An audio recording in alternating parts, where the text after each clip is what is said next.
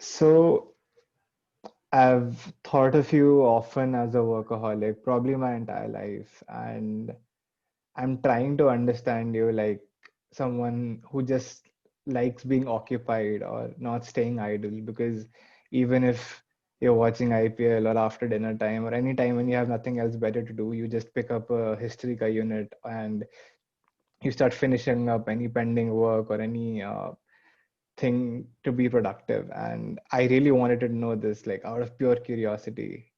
Do you have any hobby outside of work? Uh, yes, I hate sitting idle. I love my work, no doubt about that. Rather, I'm passionate about that.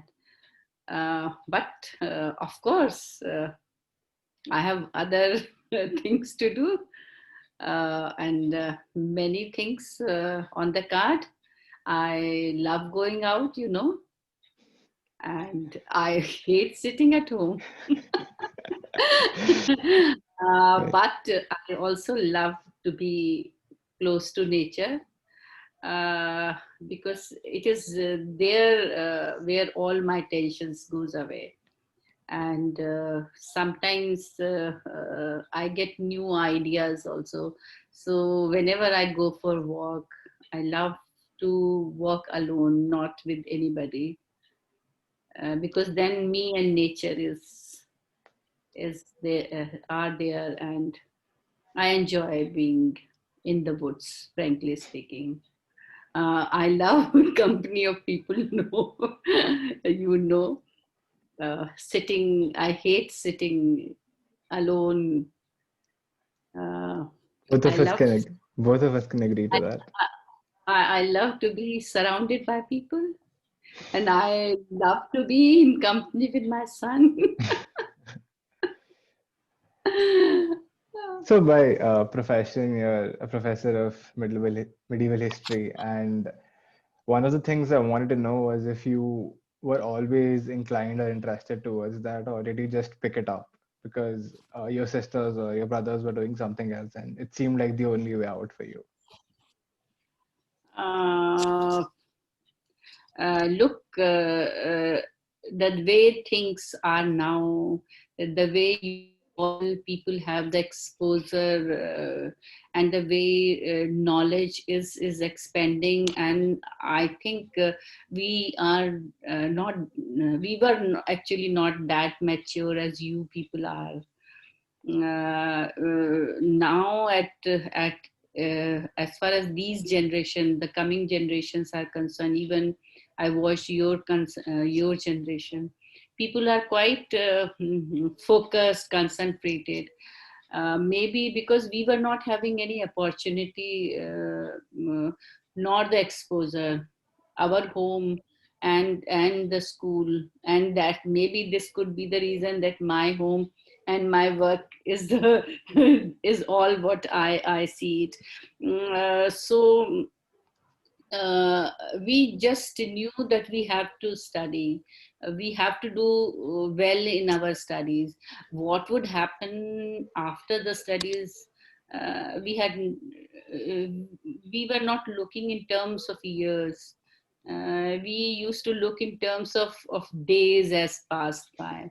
I mean, I think so. So even when I was doing BA, so we just did the BA because we had nothing else to do.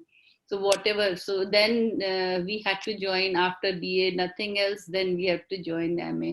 But history, taking history as a subject. Even I was not sure to take the history, but my sister took, so I also took just like that, because then she showed me the way to the Aligarh University. So we had just two opportunities, either to get the admission in any of the Agra University College or take an admission in AMU. So my sister joined. So we even I didn't know that what other subjects were there.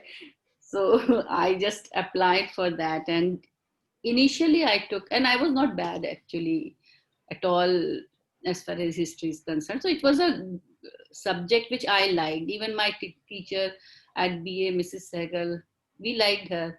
So that sort of interest was there. But taking MA as a career, I never knew that that was would going to be my lifelong career. So I joined just like that. And just we had to study, and after the study we had to find some job. I never knew even that I would be going to be into the academics and going to be a professor. I never thought of that actually. So, you study a fascinating part of world history and definitely Indian history, the medieval part of it. And there have been a lot of power grabs in it. Do you think, I don't want to focus on world wars or something like that, but do you think the future would have been any different if someone else had won a battle in a particular point in history or just made a move in a better manner at any point of time? uh, Look, mm, that from that point of view, that certain thing might not happen, then this could have been done, or that. So we don't look history from that point of view. And what had happened, we try to examine and interpret in the context of this contemporary socio-economic, political compulsion and situations. So accordingly, and not in terms that what would have had Aurangzeb had, instead of Aurangzeb, Dara would have legally, if he would have become the emperor, not Aurangzeb, things would have different. But we don't see or interpret history in that what has happened, but what exactly happened. So what were the repercussion or impact, deep impact of A, B, or C event? For example, Dara was out from the scene and Aurangzeb ascended the throne. So Dara had more much more interest towards literature, syncretic tradition, and all that. Aurangzeb was more inclined towards the religious, particularly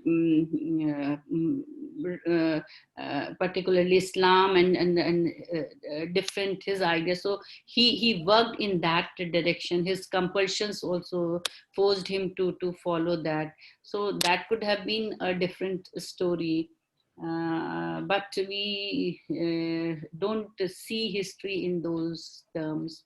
Definitely, certain events can tell that had that not happened, things would have been different. But what different, uh, one should not beat unnecessary or go unnecessary into that, something that has never happened. So Um, Dara would never become the emperor, so we should not look into that from that angle. Let me ask this question from another point of view. Are there any observations or incidents in history that, when you examine the evidence or you look at certain artifacts or whatever, you think that there was very little chance of this event or this thing actually happening, and it still happened? So that's pretty incredible in itself. Mm. I mean, you That don't have to answer like you don't have to answer anything that might have any ramifications. Like if you personally can tell me an event or any particular time in history where things really were not seeming to panning out the way they actually did. uh, I don't recall right now exactly. No issues, no Uh, issues. That was just something I wanted to know for fun. And and regarding medieval history, because I think the highest empirical evidence you can gather is of modern history. After that, medieval history, ancient people argue about what exactly happened when and how. So, are there any misconceptions that we were taught or initially were thought of as true and now have been falsified, or any misconceptions that exist in the public sphere what we just don't know about in the context of medieval history? Uh, um, uh, Look, history is all something which is how you interpret it. So an event can be interpreted by a person in a different manner and by another person with the using the same evidence. So the important thing is ki what exactly you want to mm, convey to the posterity. I think in history that is more important. Mm, uh, for example, there could be, how I should say, that for example, one example, if I give that, if I say, and it is about Aurangzeb itself, who is being said that he has converted so many people, he has destroyed so many temples, but he had given so many grants to the temple. So depending on how you are interpreting, so the what definitely the number of some of the temples were being destroyed. There is a documentary evidence, but what was behind that order was that he stopped giving. What he ordered was that there should be no further construction of the new temples. So that he stopped. So we have to see the order in that context. And he had given he had given grants to so many old temples, which were known temples. Similarly, there is a whole very famous, people use Aurangzeb's reference to the communal violence when he stopped with the procession on Holi, but we don't see the context. So if one person is interpreting that, then he will say that it is Aurangzeb who stopped the Holi procession and it was against the Hindus. Then, but you have to see the context that he both the Shia and the Hindu Holi festival were on the same time. So he stopped that procession to be going, and he stopped both the Shia and the Holi procession. So that we have to see the history. So always, uh, and another important thing, that what you want to what you want to convey to the people, that the people should use the and history as a lessons, positive lessons from the past, or you should use history for your own advantage and for your own for your to justify your own action. So if we want to justify, do you want that we want to justify our action of destroying a mosque present, just taking the plea that in the past that the number of mosques were number of temples were destroyed by the Muslims. So if we are trying to justify the things in that context, then that will not that type of lessons, I don't think that history prescribes. We should learn the lessons from the history, past lessons from the history, to understand from the mistakes of our past mistakes. History teaches us that whatever we have done something wrong in the past, then we should take the or learn the lessons from that, and then we should rectify that in our future endeavors. I think then it's because history teaches us, history is not just the history of conflicts between the groups, or history is not just the history of wars.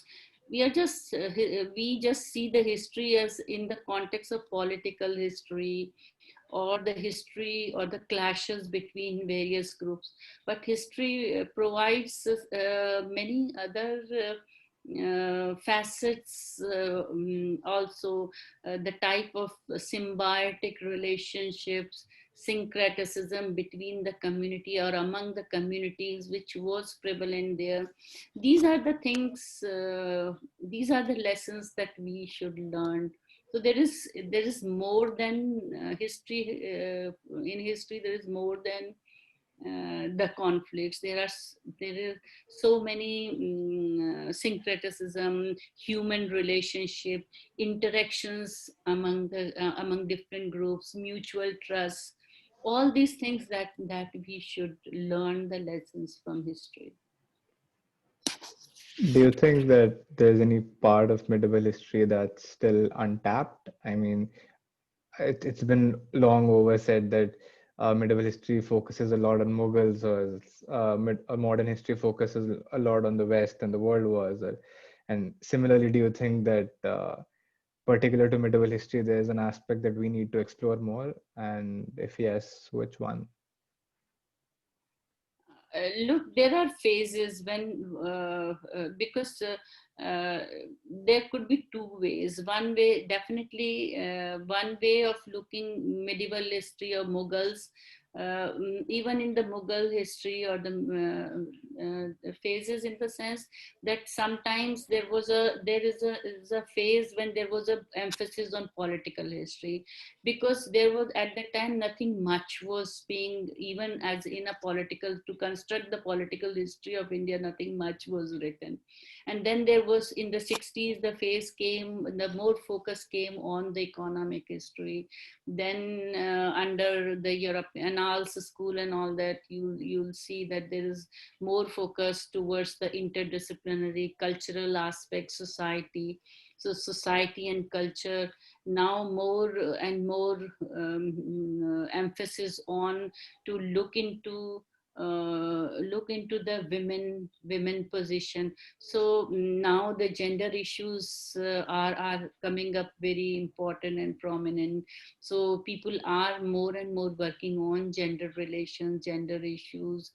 And unfortunately we don't have much data or much voices, women voices. So but now people are starting re-looking at the fragmentary data itself, that how one can construct the, even with the fragmentary data, it speaks the unspoken voices of women also has, there is a lot of space there. And from 18th century onwards, we really have, now people are unearthing from, particularly from the Rajasthan state archives and Maharashtra state, Pandita Ramabai, lot of work is done on that.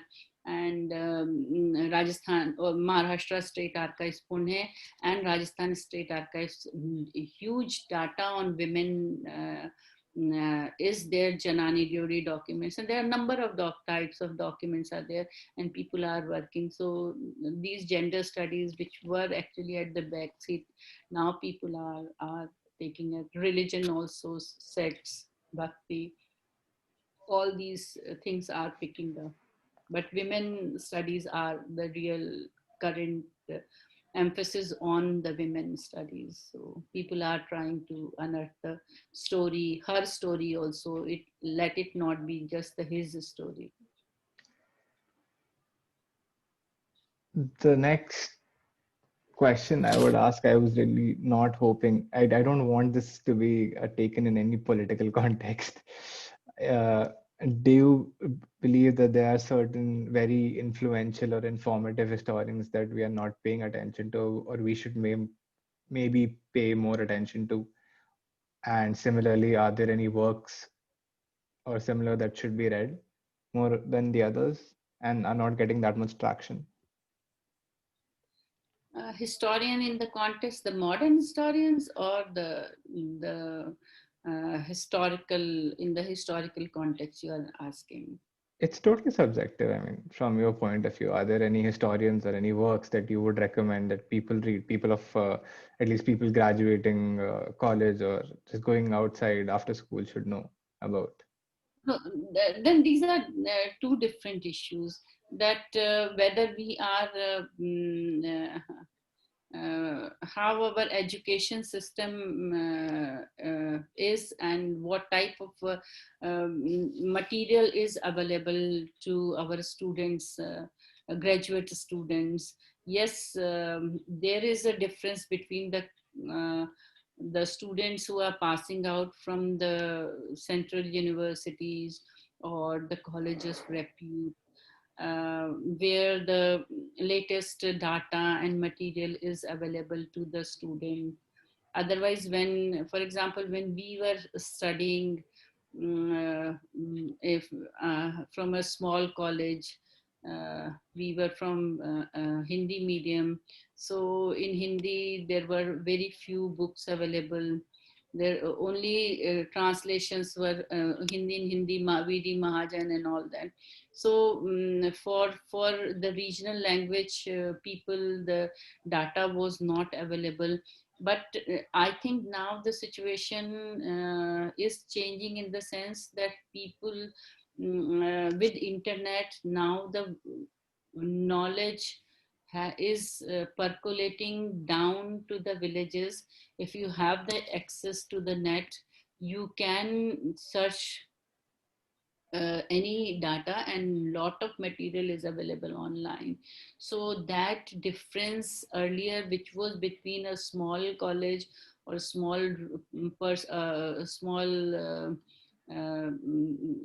what should say, if in a small district a person is graduating and a person is graduating in metro, the difference and access to the material which was to the student, there was a huge difference. So a person who was graduating out from supposedly Stephens or from any Delhi University college and from a very Mufassal college, earlier there was a difference. But if a student is good in now in Mufassal college, to him also things are available. So I think that that gap which was there during our times is not I think is comparatively bridging.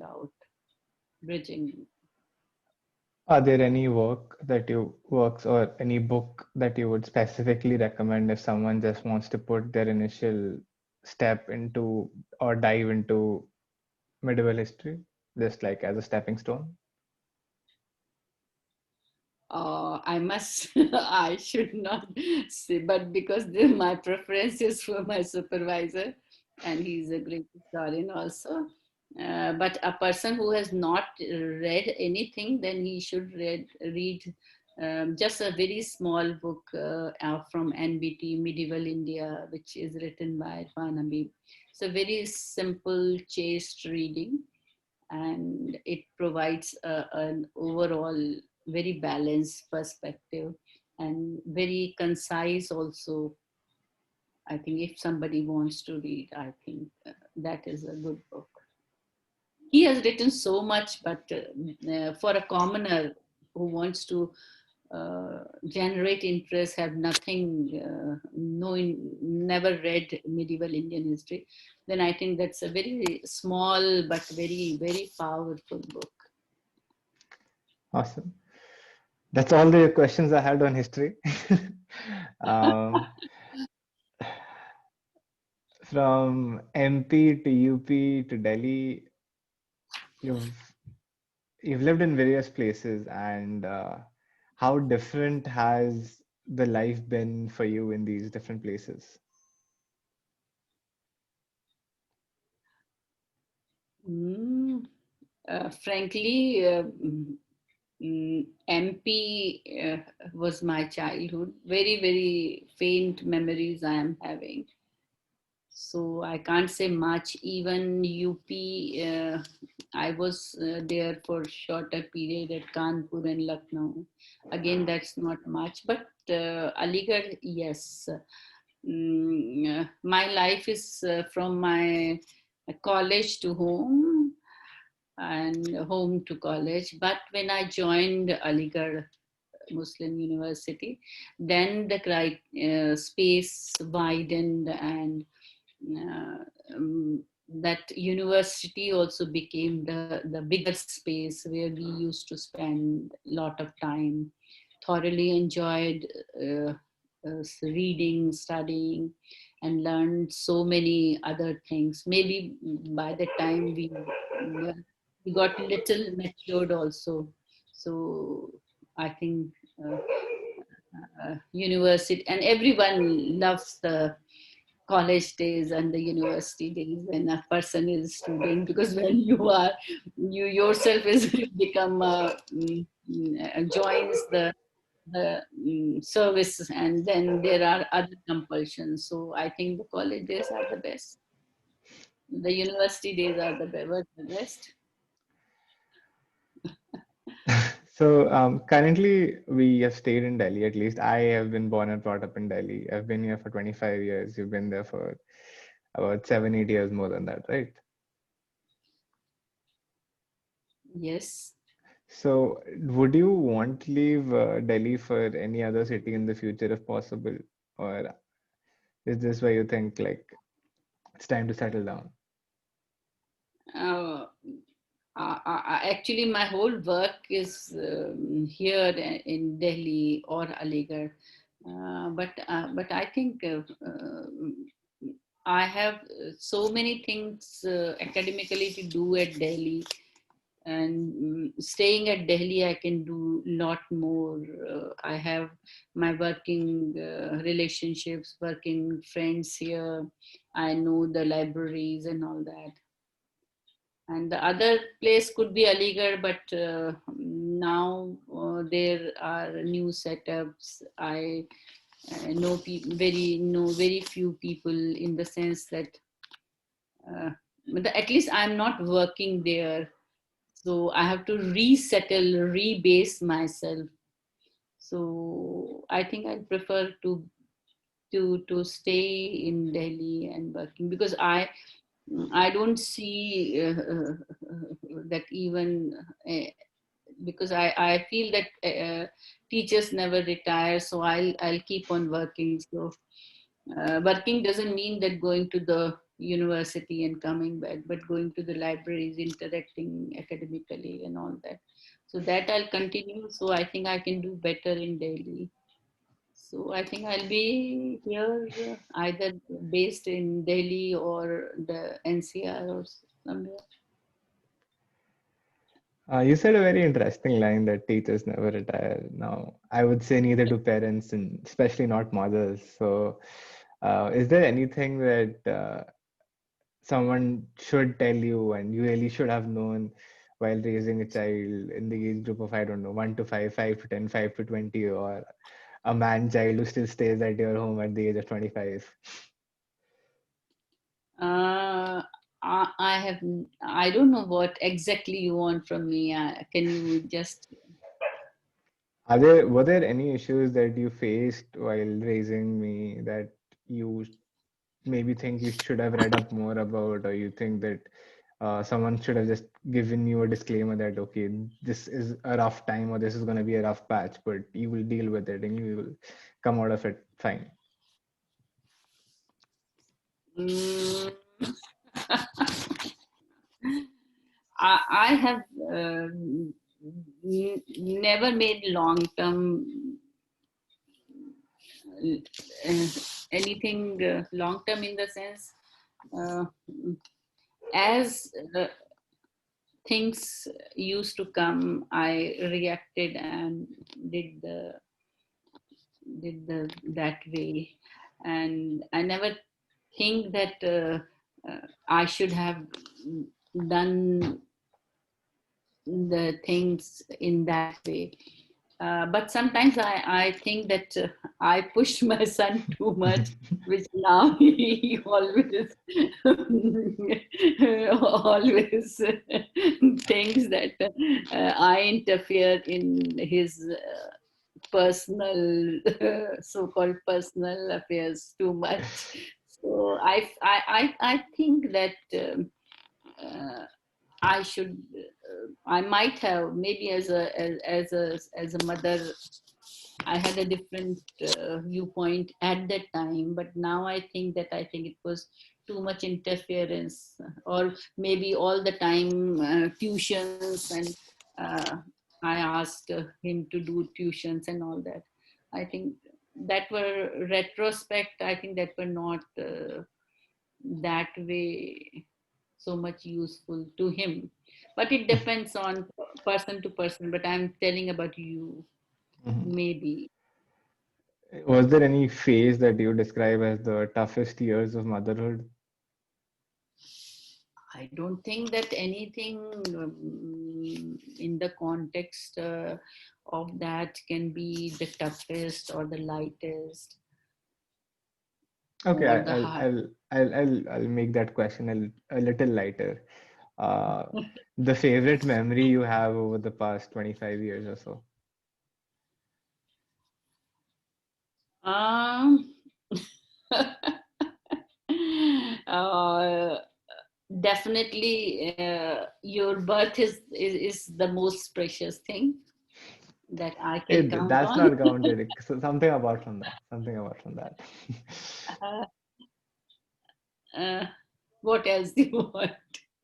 I don't know. Like, some, But I never felt motherhood as a burden. I always it's an always an enjoyment. Tussles, clashes. This is part of life. I have never seen it as a any way burden, because that tussles and clashes are something very momentary, and then you come to normal, and then you go ahead. And I enjoyed everything what I have done, except I regret sometimes that I do interfere too much in my son's personal. uh, I should no, it's not, fine. I think 2020 had a large impact on it, but I and am enjoying. I have no regrets, frankly. no, I I do love my. believe I do believe the lockdowns in 2020 had a different impact altogether. I don't think I was easily that irritable before 2020, and I know you're an outgoing person, so am I. And I think that the fact that we had to remain in the house much more than I wanted to made a difference. And has it made a lot of difference to you? For me, that's why I'm saying that I make my own dents. So, except for 1.5 months, 2 months, when it was a tough time, but I enjoyed. I was with my son, my family, and I was thoroughly enjoying staying at home. So I had no issue, and I had a lot of work to do. So I was doing that with nobody coming home. So a lot of home household work was also there. So it was not irritating for me. And after 1.5 months, I started gradually going to the university. So I got the dent. So I think that was not that for me, as it is on you, because you somehow forced yourself not going out, which I think you should go out. Going out doesn't mean that you are going meeting friends and all that. Just going out, be with nature, whatever is. And I think on account of that, maybe you it is more hard on you as compared to me. What do you Possibly. think? I have noticed that at least in our family, people my age, my cousins have had a relatively difficult time dealing with it compared to our parents, which is which like is exactly what you pointed to right now. But apart from that, right, a lot of these people that I talk to, a lot of my friends are at that point where they are circumspecting, they are introspecting what all they've done, and they are not sure if they're at the right place or at the right place at the right time. And do you have something to say to people who are figuring out where they are in their lives right now?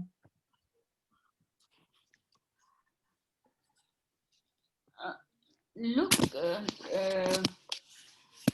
definitely, right now, we as a human race, in such a trying period which we are passing through, this pandemic, it is not just bothering one nation, it's across the world. And whatever we are reading, it's the younger generation who is more going out type of generation, feeling the brunt more. But so definitely there are a lot of anxieties, but we have to right now keep ourselves our calm, and we have to find out other ways how we can be we can do something innovative, something creative, how we can involve ourselves in other things, and we can nurture on relationships. This is the time that is maybe forced time that is providing us ample time to be with our family. Maybe never in our lifetime we'll get that much time to spend with the family as you people have done, that you'll accept. So let's nurture that, and uh, uh, uh, look out for some new avenues, which I think that avenues are there. Even sitting at home, one can do a lot of things. People are doing, and this whole digital um, communication which is developed, I think one lent out is just visible in you itself, the podcast that you have innovated.